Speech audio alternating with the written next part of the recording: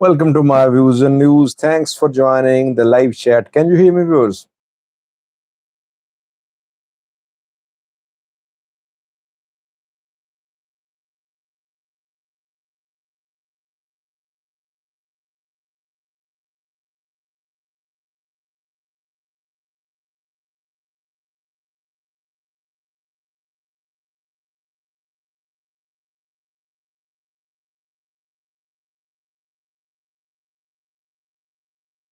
Thank you for responding with yes, Pharmacon and game over. Some exclusive information which I have received. I want to share it with you. Uh, it's based on my engagements with some sources who are in Ethiopia, who are abroad. So I thought of taking a video on it or doing a live chat on it. I'll speak in detail and try to explain what I mean when I say that Jawar is planning to strike a decisive blow to Abiy. How damaging or challenging this blow could be for the Ethiopian Prime Minister. Let me welcome the participants first. Game over. Shabia is the first viewer who commented. Uh, and we have Pharmacon. Blue Navy says, you just dream to see Abiy fail. Shame. Well, some viewers say, Sajid, you are Abiy's paid propagandist. And you are calling me. You're saying you want Abiy to fail. I don't know how to respond to such comments. You people don't know how to analyze things neutrally. Neutral, unbiased journalism is missing, I think. Not just in Ethiopia, everywhere.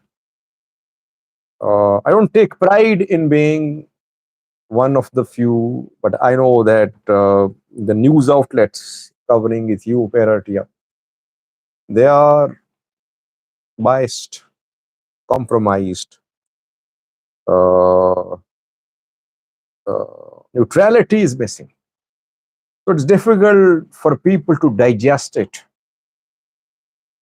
especially to see a foreigner report about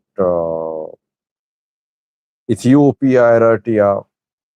They cannot digest some views that a foreigner gets information from the Horn of Africa. He builds analysis. He breaks news. Instead of appreciating me, instead of supporting me, they turn against me.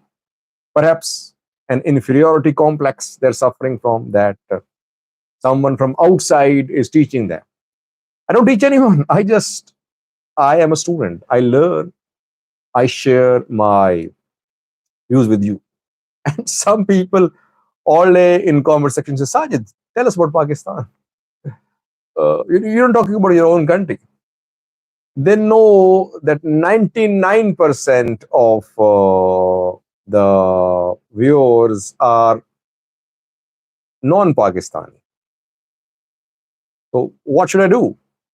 Should I make videos for 99% or for 1%? I don't think Pakistani audience makes up 1%. No, even not 1%. So why should I make videos about Pakistan when the viewers are not from Pakistan? But just to divert me from my work, they talk about Pakistan, Kashmir, India, etc. You should be happy that a neutral source is trying to understand the Horn of Africa and sharing his views with you. You can agree, you can disagree, that's your right. Why do you stop me from covering the Horn?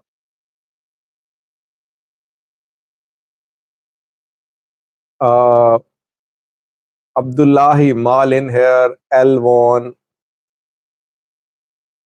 Pharmacon says, I think Jawar has no such power now. Well, will he succeed or not? That can be debated. But what is he doing? That I want to share with you. Beatam, Gobis, Abiraj, Molokin says Jawar and TPLF are two sides of the same coin.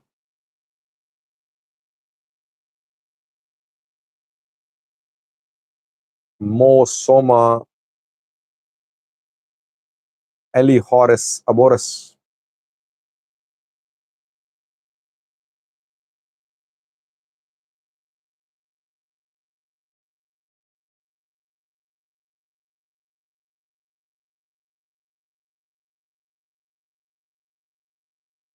Beatam says, hello Sajid, I've been watching you since Tigray war, and there is one of your viewers who said that he joined Fano on ground and said connection between Fano and Tigray is developing.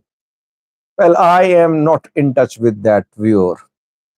He's not in touch with me. It's not safe for him to be in touch with me while he is in Ethiopia. He claims to be in Ethiopia. I don't know where he is, but he claimed once in the live chat that he had joined Fano. He informed me through mail as well that he had joined Fano. I did not want to get any information from him. I thought it was good for me to stay out of touch. That's why I don't know where he is. Pijo Bianchi joined too. Thanks, Pijo. Pijo says, so far you're the best, Mr. Sajid. High five. Keep up. Thank you, Pijo. Abdi Shakar Adan. Wendy said, do you think these doctor strike could topple the government? I'll explain, Wendy. Fish here. Mohyuddin.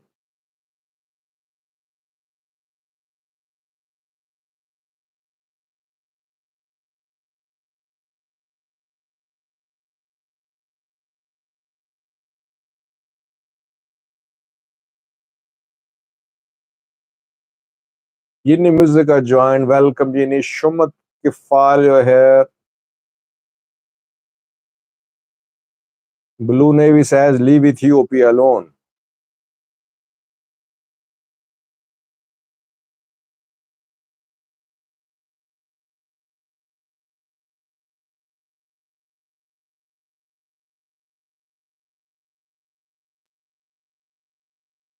Shumat says, can water and oil be mixed? Fano and DPL. Well, Shumat, uh, let's restrict ourselves to the topic.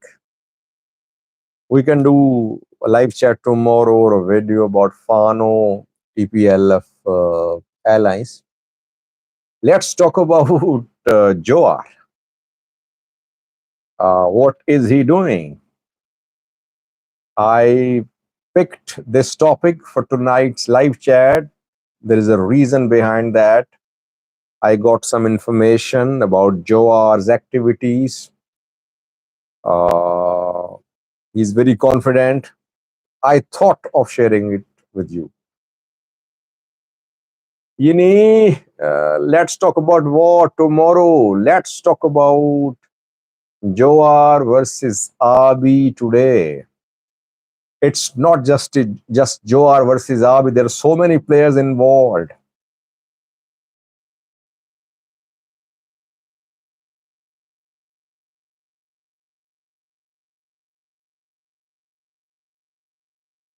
Thank you, Bitam. Bitam says, don't let anyone put you down. We know you are neutral and unbiased and gets only paid by YouTube. Whatever I am paid by YouTube is more than enough for me. I can easily survive. I know that YouTube channels, journalists, they start channels, they start their social media accounts, and after a few days, they start donation campaigns for their channels. They say they're in danger, they need money for camera, money for studio, money for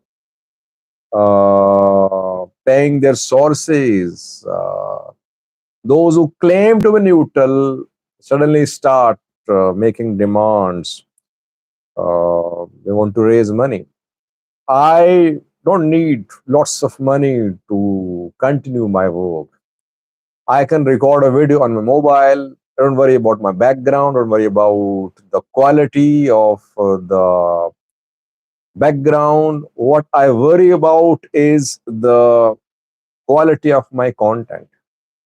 I work on that. That I want to ensure that viewers are updated.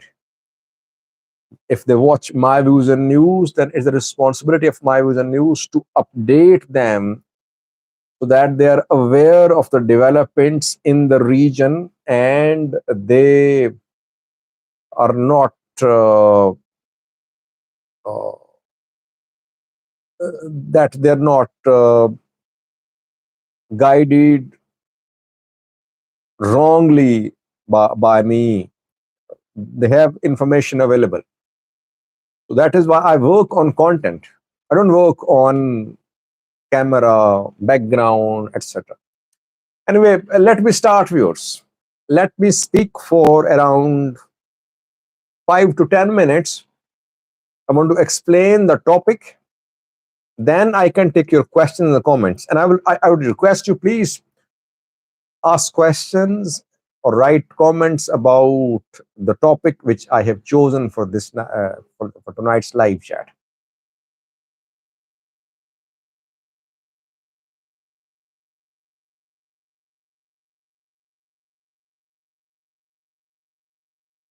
Biniam, who told you that I traveled to Eritrea?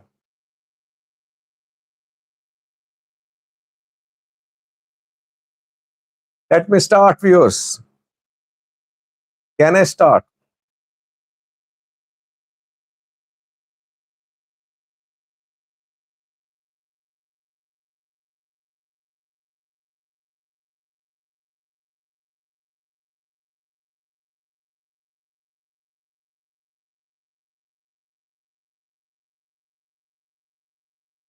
Okay. Jawar. Uh, where was Jawar over 2 weeks ago?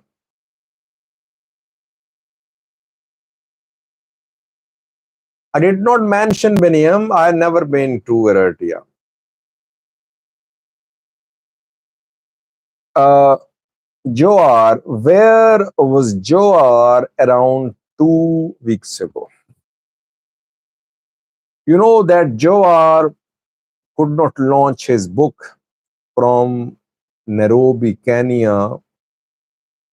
The Kenyan government did not allow him to publish his book after Ethiopian government intervened, and he had to go to Europe. He launched his book from Europe, and since then he has been in Europe. But over 2 weeks ago, Jawar visited Kenya. I confirm that through a very reliable source. But I don't think that Jawar made it public. Uh, Jawar's supporters, no one said a word about Jawar's recent visit of Nairobi, Kenya. People generally think that he is in Europe, but he visited Nairobi over 2 weeks ago. He held some high level meetings. High level means not with the Kenyan officials, but with some Ethiopians in Nairobi. He returned. Now he's in Germany, I think. Last time when I checked, he was in Germany. He's not in Nairobi, Kenya, but I have confirmed his visit of Nairobi, which happened 2 weeks ago, around 2 weeks ago, over 2 weeks ago. Firstly. Secondly, What I have been able to confirm is that Jawar is in contact with Ethiopian health professionals. The health professionals who have gone on partial strike in some places. In some places, at some hospitals, they are on full strike, and they have given an ultimatum. Starting from Monday, they'll go on full strike. You are in touch with them. Secondly, Jawar is in touch with Ethiopian teachers, their representatives. He's trying his best, trying to convince the teachers to announce a similar strike. Teachers have been holding meetings, internal meetings, government holding meetings with them too. Jawar in touch with their leaders, asking the teachers to join doctors. Confirmed, according to my sources. Thirdly, Jawar is in contact with Ola and Fano. He wants Ola and Fano to announce strikes, transport bans, other measures, which both groups uh, implemented last year. If you remember, Fano on more than one occasions implemented uh, transport ban very effectively in parts of Amhara. Ola also implemented a transport ban, though not as effectively as Fano did. Jawar very confident that this is the time to strike a decisive punch to PM Abiy's government. He's hoping that he'll be able to mobilize people. He's been working on that for several months. When Jawar became active on social media against the ruling party, against the prime minister, I said that fight between Jawar and Abiy was real. It wasn't a friendly fight. Back then, people disagreed with me, but now you'll see it that it will be confirmed. Fight is real. Jawar wants to be in Ethiopia. He sees himself as the next prime minister. He thinks that other people, heroes, they launched a movement. They forced the dismantlement of EPRDF. But Abiy reaped the benefits of that movement and he dismantled kiosks. So they want their share. Jawar and others, they want their share. Abiy negotiated with them, but the two could not reach a settlement. Abiy sees Jawar as a threat. Political. Jawar has huge following in Oromia, and since his release from prison, he's been trying to take nationalist positions on issues. He did not criticize Amhara in the last 1 year. He did not criticize TPLF. He did not criticize Eritrea. He's been trying to talk about reconciliation. He talked of reconciliation, dialogue, etc. Only one man he's targeting, and that is Ethiopian PM Abiy and the ruling party, Prosperity Party, and the government, PP government. And if you analyze the recent statements of Jawar, he's very hopeful. He's very confident, rather. He thinks that something big is going to happen, which he is planning, which will weaken PM Abiy's government. And that big thing can only happen if people are ready to confront the government. If people are ready to protest. Doctors, very organized. Around 20,000 health professionals are very organized. So far, they're standing the ground. They're being arrested, Around 100 arrested so far. They're refusing to give in. From Monday, we could see a catastrophe in Ethiopia. Patients could start dying, doctors not giving in, government threatening them, but government cannot arrange thousands of doctors overnight. Etc. They will demand similar raise. So far, government is trying to confront doctors by force. Strategy not working. Jawar hoping that other groups, teachers, etc., they'll join doctors, health professionals in coming days. And once all these people march and government is weakened, he'll be in a position to return to the country, and PM Abiy's government won't be able to stop him, to arrest him, to imprison him. PM Abiy kept him in prison for over a year. Do you think he'll forget that? He'll never forget that. He's waiting for the right time to take revenge. He's trying to create opportunities. And in this strike call by doctors, he's seeing a real opportunity to weaken the ruling Prosperity Party's government.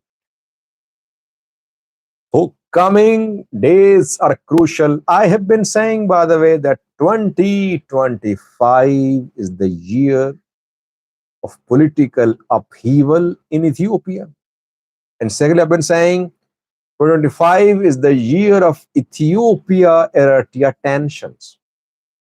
Tensions already ongoing, political upheaval taking some shape.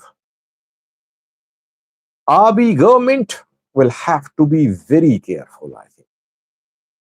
Abiy government knows. If I know that Jawar is in contact with teachers, with doctors, obviously government knows more than that.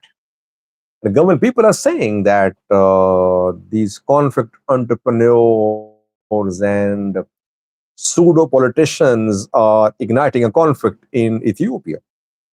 Basically, government people are pointing their fingers towards Jawar. He's the main man who's trying to launch a public protest, a street movement in the country against the Ethiopian prime minister. I think that soon, that's my prediction. It's not based on information. My prediction is that PM Abiy's government will show flexibility towards Fano and Ola in coming days, especially if the strike by teachers, a strike by doctors is implemented, teachers join too, you will see a change in the policy of the ruling party towards Fano and towards Ola. Government has not been showing any interest in talking to Fano groups. Rather, government trying to create divisions in Fano. Government not in talks with Ola. Government tried to divide Ola, and it divided Ola when Sani Nagasa joined government. Same with Fano too. Government trying to create divisions in Fano, but what I can predict is that the government will change its strategy. It will try to engage Fano.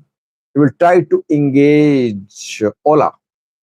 Maybe government will show some flexibility towards TPLF too, keeping in view the rising temperature in the country. Jawar and his associates believe that people are frustrated in Ethiopia. There is inflation, there is poverty, there is high-handedness of government officials, there is lack of political freedom, economic challenges are a big problem for the people. So this situation is very conducive for the start of a political upheaval in the country. PM Abiy's government will have to give some relief to the people of Ethiopia. By relief, I mean not just a drone show in Addis Ababa, not just videos and pictures about resorts and Addis Ababa roads. He will have to give some real relief to the people. By real relief, I mean economic relief, decrease in prices, prices of fuel, prices of oil, prices of food items, prices of housing, special relief for government employees, teachers, doctors, etc. Special packages for students too. Joe are in touch with students too. So is Abiy government working on some comprehensive relief package for Ethiopians? I think he'll have to work on that. If it does not, Jawar is trying to exploit the frustration in the country for the start of an upheaval. And he's very confident that he'll be able to launch a movement which will be difficult to be handled by the government. He's not in Ethiopia. He's waiting for the right time to return, and he thinks that the time is going to come very soon.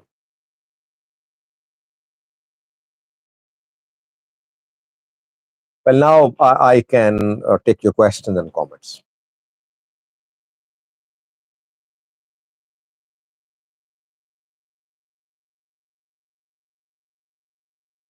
Eritrea, Pearl of Red Sea said, do you think Joar is in contact with Eritrea? Well, Joar is in contact with Eritrean activists. I can say that for sure. And some of these activists are backed by the Eritrean government. And he has been very uh, uh, friendly towards Eritrea. He's been calling for engagement. He never uh, supported the call of the government of Ethiopia about sea access through Assab, etc. So I think he is trying to make himself acceptable to Eritrea. And I wouldn't be surprised if I can prove that he's in touch with Eritrea at some level.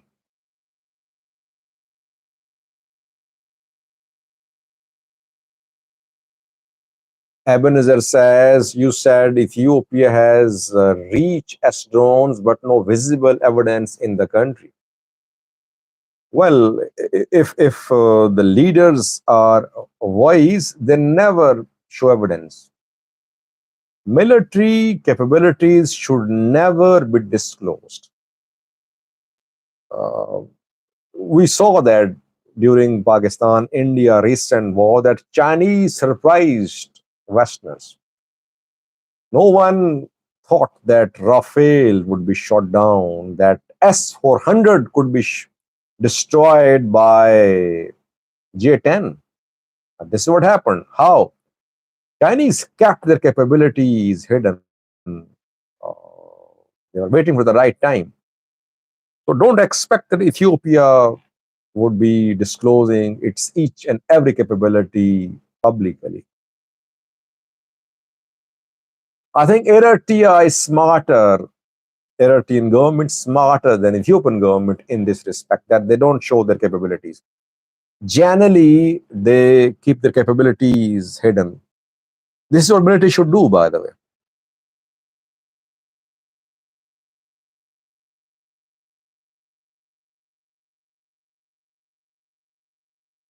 Hypersonic says, Oromia is hell now. Militias are killing and arresting with impunity.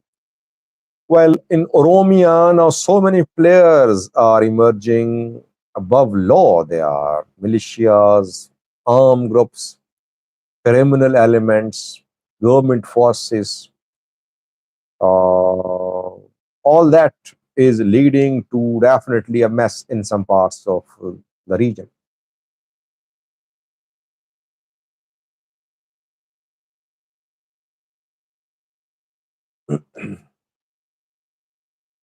Average Dom says, Sajid, the Bale, Oromo, Jawar's clan are with Abiy. Well, Jawar is not doing clan politics, I think. He's even going beyond Oromia. He's trying to emerge as a nationalist politician, acceptable to everyone in Ethiopia. Doctors on strike are not just in Bale, they are everywhere. Doctors on strike are from Amhara, from Oromia, from Sidama, from other parts of Ethiopia.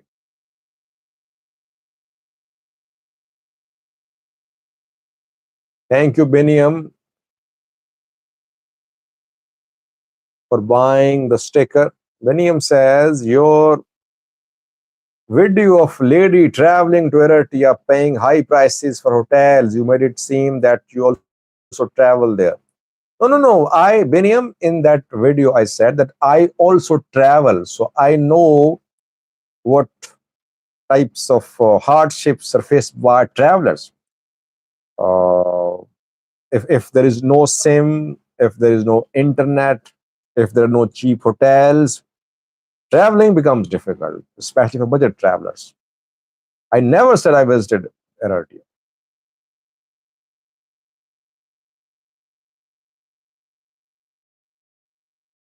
Lilo, if you have anything new about Afar, do get in touch with me through my Gmail, SAJID 672 000.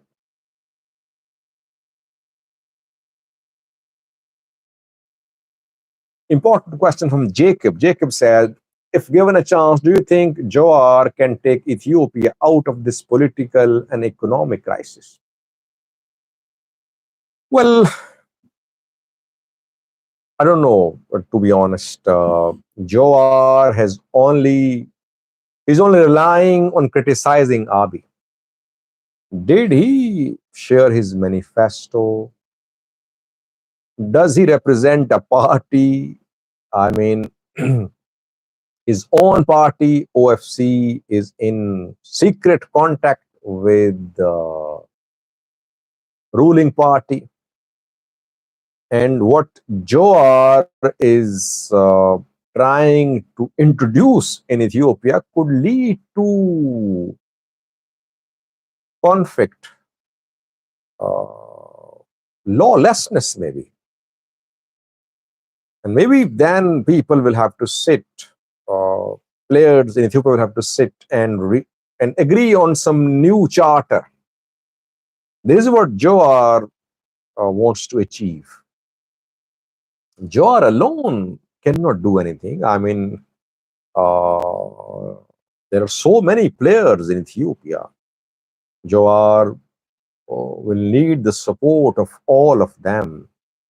But he can create conditions which will weaken the government, and then government will have to take everyone on board, or all the players will have to sit and new rules of engagement will be decided. This is what he can do if he gets the support. Will he be chosen to lead the country? I think that's perhaps not the right time to discuss. Can he weaken this government or not? This is what we should talk about. If government is weakened, if somehow Abiy's government is toppled, then next scenario will have several players which will decide the future. Well, let me welcome Yemesgan first. Are you there, Yemesgan?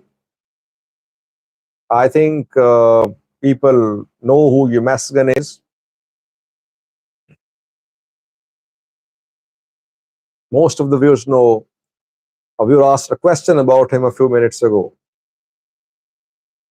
FA Work says, Sajid, why are you always pessimistic about Ethiopia's future and play down its achievements? Well, Uh, I always draw conclusions based on the directions which are being set by leaders. I talk about institution building. This is how you analyze the future of a country. That is government building institutions? Is government putting in place a system which will go on, whether governments change, prime ministers change, and is there any solid foundation being laid by the government for a steady and long lasting growth? This government is focused firstly on projects which are very expensive projects without having durable and long lasting economic impact. Palace, for example. Secondly, institutions, independent institutions are being crushed. Media, judiciary, civil society. Tell me one institution which this government has built so far. Do you want me to make videos about this drone show, TV2s bought by the government? Uh, I always say that there is only one achievement which I acknowledge of this government, and that is completion of GERD. GERD started years ago. This government confronted international pressure, completed fillings, power production starting. Yes, who can take away this credit from this government? Problem is that some people blindly support these leaders. They don't believe in holding them accountable.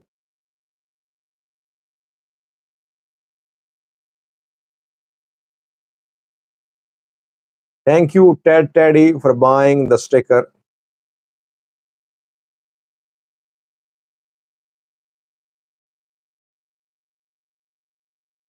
Can you hear me? Any problem with my audio?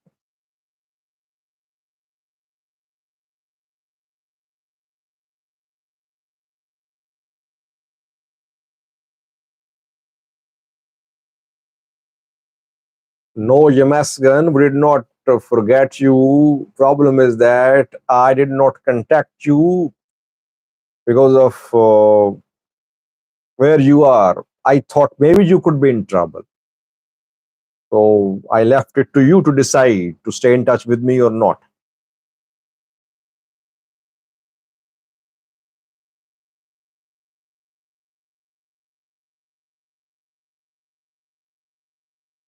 Audio is fine. Average DOM problem on your side.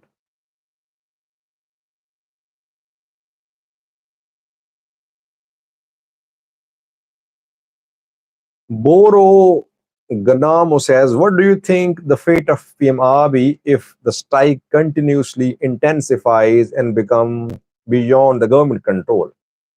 Well, just a guess. You saw what happened when there was a stalemate between the church and the government. Church really mobilized its followers when the government backed an Oromia based synod.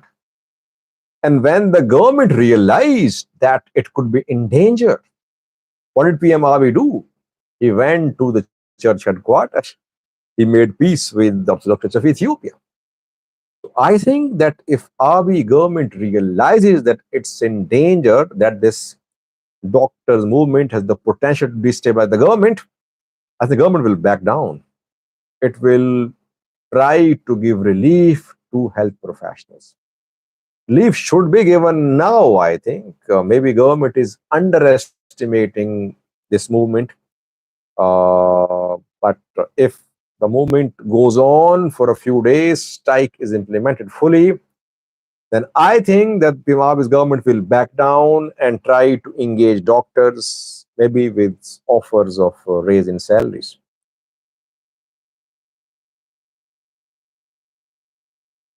Matthew says, Sajid, be fair. What institutions have Abiy's critics built? Matthews, I am not defending EPRDF, TPLF, Mengistu, or Alice. What I'm saying is that this government came on the slogan of change. Change from what EPRDF has been doing. So, which change?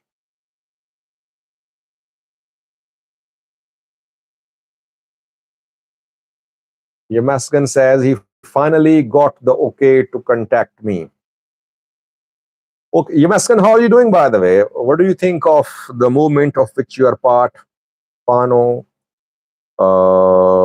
Anything you want to share with me? I hope you are safe. Keep yourself safe.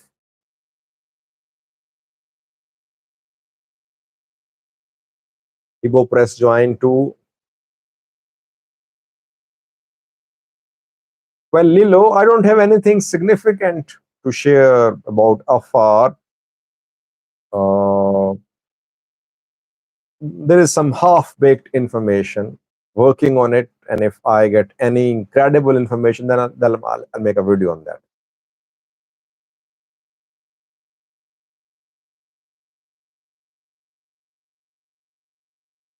Hypersonic says, can inertia use biological and chemical weapons in war if attacked by human race?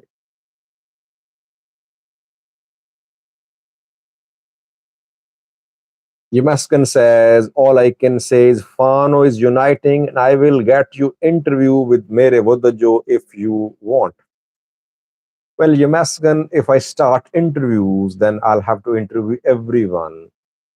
Uh, Pro Fano, anti Fano, pro Ola, anti Ola, pro TPLF, anti TPLF, pro Error, anti Error. That's why I don't do interviews. But anything which you want to share about your struggle, about Fano's plans, Fano's likely uh, plans about future, you can contact me anytime.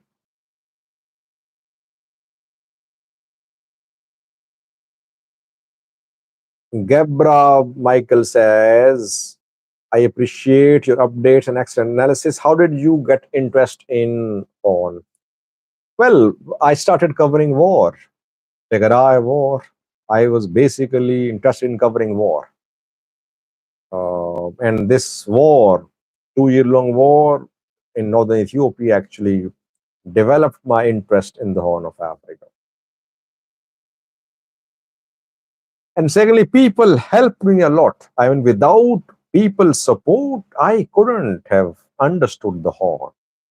There are so many volunteers who support me, not financially, but through sharing of information, through translations, through sharing background information, information from the past.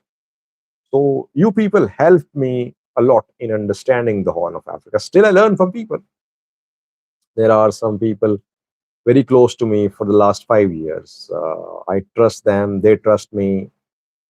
They have their affiliations, but when we talk in a manner that we don't deceive anyone, we don't mislead anyone, we don't mislead each other. So we trust each other. So credit goes to the viewers who made it possible for me to understand the Horn.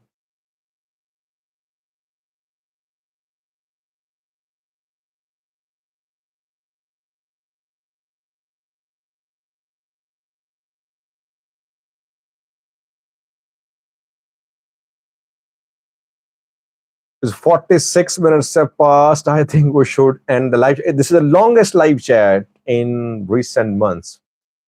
What I said about Jawar, do write your comments and your views about it. Tomorrow we have this last live chat of this week. I'll be back tomorrow. Thank you for joining. Thank you for tolerating me for 47 minutes. I make mistakes sometimes. It happens because of the language barrier. But when I make mistakes, when correction is needed, do get in touch with me.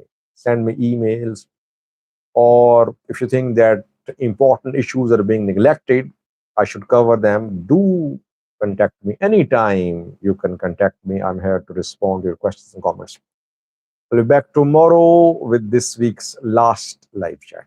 Till then, bye bye.